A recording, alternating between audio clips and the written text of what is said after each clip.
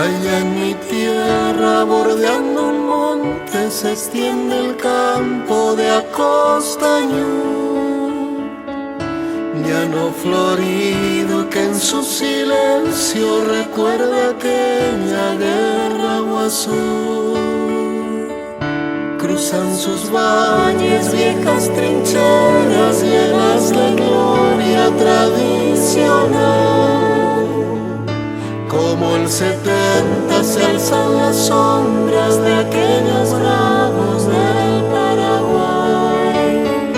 Yo quisiera cantarte tu heroico pasado, la gran epopeya de un pueblo vil. Pedacito de tierra, color de esperanza, reliquia de gloria y honor guaraní. Yo creo que surcando su valle dormido fue el mudo testigo de tu Curuzú. En 100 luchas tenaces su cruel resistencia pusieron los héroes de tu Acostañú.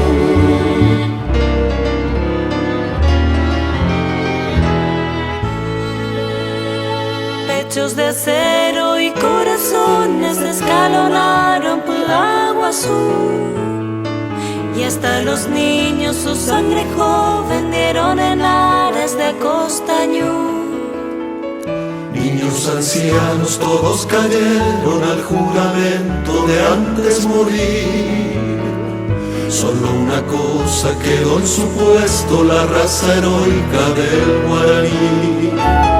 Yo quisiera cantarte tu heroico pasado, la gran epopeya de un pueblo vil. Pedacito de tierra, color de esperanza, reliquia de gloria y honor guaraní. Yo creo que surcando su valle dormido fue el mudo testigo de tu Curuzú. En 100 luchas tenaces su cruel resistencia pusieron los héroes de tu Acostañú.